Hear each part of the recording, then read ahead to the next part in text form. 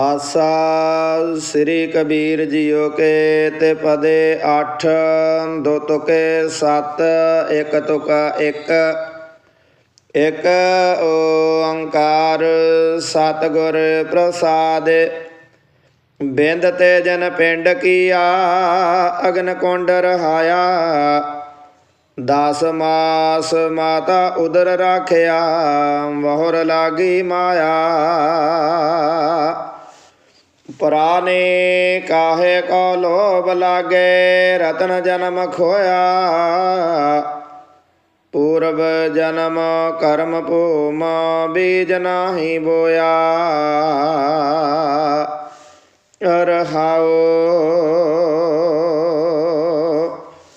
वाहिगुरु जी का खालसा वाहिगुरु जी की फतेह।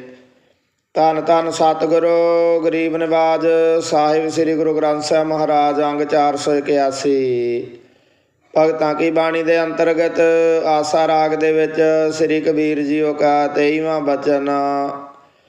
आसा श्री कबीर जीओ के ते पदे 8 दो तुके 7 एक तुका एक भाव कि इस तो अगे कबीर जियां दे कुल 8 ते पदे आउणगे जिहदे चों पहले 7 तां 2 तुके होणगे और उन्हां तो उपरंत एक तुका आवेगा।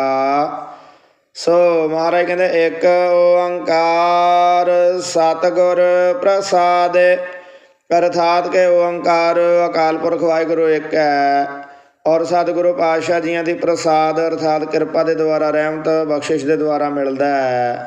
सो अपने बचन के पहले पद च महाराज कृपा करन लगे ने कहते बिंद ते जन पिंड किया अग्न कुंड रहाया 10 मास माता उदर राखिया बहुर लागी माया बिंद ते जन पिंड किया बिंद बुलबुले नूं कहंदे ने पिता दे वीरज दी बूंद नूं कहंदे ने पिंड पिंडे नूं कहंदे ने शरीर नूं कहंदे ने बिंद ते जन पिंड किया अर्थात कि जिस अकाल पुरख वाहिगुरु जी ने केवल पिता दे वीरज दी एक बूंद मात्र तो ही साडे पिंडे अथवा शरीर की रचना कर दित्ती माता दी रगत दे नाल मिलण तो उपरंत ਅਤੇ ਮਹਾਰਾਜ ਕਹਿੰਦੇ ਬਾਅਦ ਦੇ ਵਿੱਚ ਵੀ ਅਗਨ ਕੁੰਡ ਰਹਾਇਆ ਅਰਥਾਤ ਕਿ ਮਾਤਾ ਦੇ ਗਰਭ ਰੂਪੀ ਅਗਨ ਕੁੰਡ ਦੇ ਵਿੱਚ ਇਸ ਨੂੰ ਬਚਾ ਕੇ ਰੱਖਣਾ ਕੀਤਾ। ਜਿਵੇਂ ਰਾਮ ਕਲੀ ਕੀ ਵਾਰ ਮਹੱਲਾ 5ਵਾਂ ਦੇ ਵਿੱਚ ਧੰਨ ਗੁਰੂ ਅਰਜਨ ਦੇਵ ਮਹਾਰਾਜ ਕਿਰਪਾ ਕਰਦੇ ਨੇ ਨਾ ਇੱਕ ਪੌੜੀ ਦੇ ਵਿੱਚ ਕਹਿੰਦੇ ਤਿੱਥਾ ਤੂੰ ਸਮਰੱਥ ਜਿੱਥਾ ਕੋਈ ਨਾ ਹੈ ਉੱਥੇ ਤੇਰੀ ਰਾਖ ਅਗਨੀ ਉਦਰ ਮਾਹੇ ਕਹਿੰਦੇ ਉੱਥੇ ਵੀ ਤੇਰੀ ਰੱਖਿਆ ਸੀ ਉਦਰ ਦੀ ਅਗਨੀ ਦੇ ਵਿੱਚ।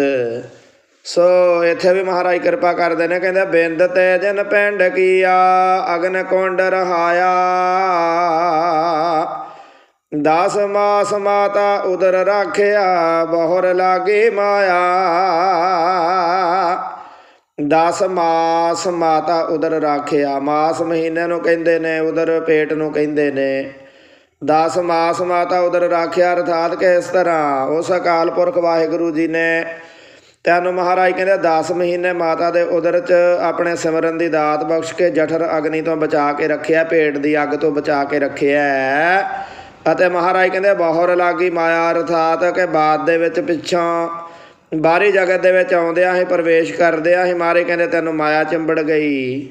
ਜਿਵੇਂ ਆਨੰਦ ਸਾਹਿਬ ਦੇ ਵਿੱਚ ਧੰਨ ਗੁਰੂ ਅਮਰਦਾਸ ਮਹਾਰਾਜ ਕਿਰਪਾ ਕਰਦੇ ਨੇ ਨਾ ਕਹਿੰਦੇ ਜੈਸੀ ਅਗਨ ਉਦਰ ਮਹਿ ਤੈਸੀ ਬਾਹਰ ਮਾਇਆ ਕਹਿੰਦੇ ਮਾਇਆ ਅਗਨ ਸਭ ਇੱਕੋ ਜਿਹੀ ਕਰਤਾ ਖੇਲ ਰਚਾਇਆ ਜਾਤ ਸੁਭਾਣਾ ਤਾਂ ਜੰਮਿਆ ਪਰਿਵਾਰ ਭਲਾ ਪਾਇਆ ਲਿਵ ਛੁੜਕੀ ਲੱਗੀ ਤ੍ਰਿਸ਼ਨਾ ਮਾਇਆ ਅਮਰ ਵਰਤਾਇਆ। ਬਾਹਰੀ ਜਗਤ 'ਚ ਆਉਂਦੇ ਲਿਵ ਟੁੱਟ ਜਾਂਦੀ ਆ ਮਾਇਆ ਲੱਗ ਜਾਂਦੀ ਆ ਮਹਾਰਾਜ ਕਹਿੰਦੇ ਮਾਇਆ ਦਾ ਹੁਕਮ ਲਾਗੂ ਹੋ ਜਾਂਦਾ ਜੀਵ 'ਤੇ। ਸੋ ਮਹਾਰਾਜ ਕਹਿੰਦੇ 10 ਮਾਸ ਮਾਤਾ ਉਦਰ ਰਾਖਿਆ ਬਹੁਰ ਲਾਗੀ ਮਾਇਆ। ਸੋ ਗੁਰਹਾਉ ਵਾਲੀਆਂ ਪੰਕਤੀਆਂ ਦੇ ਵਿੱਚ ਮਹਾਰਾਜ ਕਿਰਪਾ ਕਰਦੇ ਨੇ ਕਹਿੰਦੇ ਪੁਰਾਣੇ ਕਾਹੇ ਕੋ ਲੋਭ ਲਾਗੇ ਰਤਨ ਜਨਮ ਖੋਇਆ ਪੂਰਬ ਜਨਮ ਕਰਮ ਭੂਮ ਬੀਜ ਨਾਹੀ ਬੋਇਆ ਰਹਾਉ। ਪੁਰਾਣੇ ਕਾਹੇ ਕੋ ਲੋਭ ਲਾਗੇ ਅਰਥਾਤ ਕਿ ਅਜੀਬ ਹੈ ਭੁੱਲੜ ਇਨਸਾਨ ਭਲਾ ਕਾਦੇ ਲਈ ਤੂੰ ਲੋਭ ਲਾਲਚਾਂ ਦੇ ਵਿੱਚ ਮਾਰੇ ਕਹਿੰਦੇ ਗਲਤਾਨ ਹੋ ਕੇ ਰਤਨ ਜਨਮ ਖੋਇਆ, ਅਰਥਾਤ ਕਿ ਆਪਣੇ ਰਤਨਾਂ ਵਰਗੇ ਮੋਲਕ ਮਨੁੱਖਾ ਜਨਮ ਨੂੰ ਖੋਈ ਜਾਂਦਾ, ਗਵਾਈ ਜਾਂਦਾ। ਪੁਰਾਣੇ ਕਾਹੇ ਕੋ ਲੋਭ ਲਾਗੇ ਰਤਨ ਜਨਮ ਖੋਇਆ, ਪੂਰਬ ਜਨਮ ਕਰਮ ਭੂਮ ਬੀਜ ਨਾਹੀ ਬੋਇਆ ਰਹਾਉ। ਪੂਰਬ ਜਨਮ ਕਰਮ ਭੂਮ ਅਰਥਾਤ ਕਿ ਪੂਰਬਲੇ ਜਨਮਾਂ ਦੇ ਵਿੱਚ ਕੀਤੇ ਹੋਏ ਕਰਮਾਂ ਦੇ ਨਤੀਜੇ ਵਜੋਂ ਮਿਲੀ ਹੋਈ ਕਰਮ ਭੂਮੀ, ਭਾਵ ਕਿ ਇਸ ਮਨੁੱਖਾ ਦੇਹੀ ਦੇ ਵਿੱਚ ਬੀਜ ਨਾ ਹੀ ਬੋਇਆ, ਅਰਥਾਤ ਕਿ ਜੀਵ ਇਨਸਾਨ ਤੂੰ ਨਾਮ ਰੂਪੀ ਬੀਜ ਨੂੰ ਬੀਜਣਾ ਕਿਉਂ ਨਹੀਂ ਕੀਤਾ। ਮਹਾਰਾਜ ਕਹਿੰਦੇ ਪੂਰਬ ਜਨਮ ਕਰਮ ਭੂਮ ਬੀਜ ਨਾ ਹੀ ਬੋਇਆ। ਸੋ ਰਹਾਓ ਭਾਵ ਵਿਸ਼ਰਾਮ ਦੇ ਕੇ ਅੱਗੋਂ ਦੂਸਰੇ ਪਦੇ 'ਚ ਮਹਾਰਾਜ ਕਿਰਪਾ ਕਰਨ ਲੱਗੇ ਨੇ। ਕਹਿੰਦੇ ਬਾਰਿਕ ਤੇ ਬਿਰਧ ਭਇਆ ਹੋਣਾ ਸੋ ਹੋਇਆ, ਜਾ ਜਮ ਆਏ ਝੋਟ ਪਕੜੈ ਤਬੇ ਕਾਹੇ ਰੋਇਆ।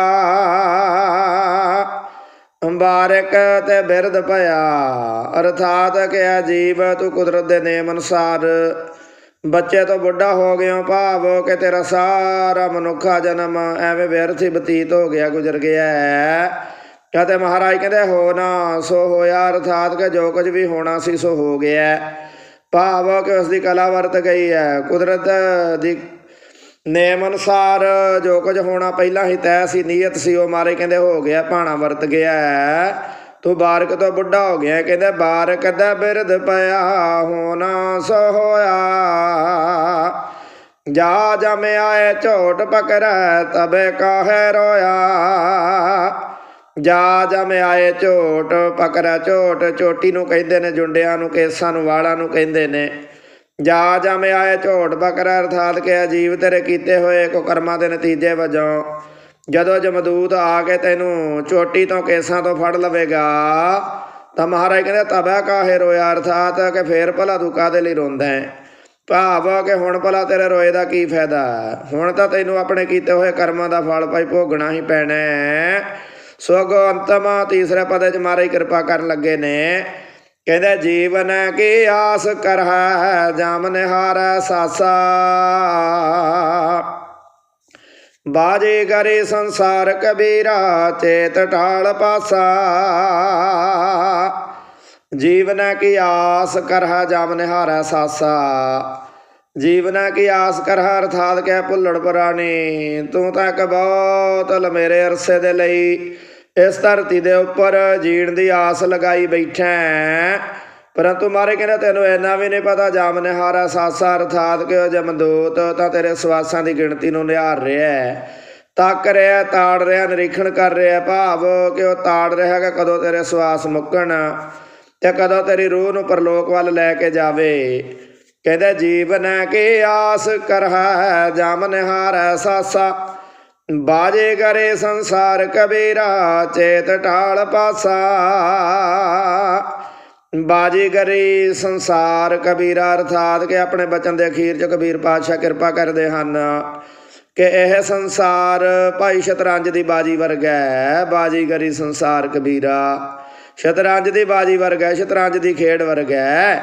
ਔਰ ਮਹਾਰਾਜ ਕਹਿੰਦੇ ਚੇਤ ਢਾਲ ਪਾਸਾ ਅਰਥਾਤ ਕਿ ਤੂੰ ਇਸ ਜੀਵਨ ਰੂਪੀ ਸ਼ਤਰੰਜ ਦੀ ਖੇਡ ਨੂੰ ਜਿੱਤਣ ਦੇ ਲਈ ਉਸ ਨੂੰ ਚੇਤੇ ਕਰਨੇ ਵਾਲਾ ਪਾਸਾ ਢਾਲਣਾ ਕਰ, ਭਾਵ ਕਿ ਨਰਦ ਸੁੱਟਣੀ ਕਰ, ਚਾਲ ਚੱਲਣੀ ਕਰ। ਸੋ ਮਹਾਰਾਜ ਕਹਿੰਦੇ ਜੀਵਨ ਕੀ ਆਸ ਕਰਹਿ ਜਮ ਨਿਹਾਰੈ ਸਾਸਾ, ਬਾਜੇ ਕਰੇ ਸੰਸਾਰ ਕਬੀਰਾ ਚੇਤ ਢਾਲ ਪਾਸਾ। ਵਾਹਿਗੁਰੂ ਜੀ ਕਾ ਖਾਲਸਾ, ਵਾਹਿਗੁਰੂ ਜੀ ਕੀ ਫਤਿਹ।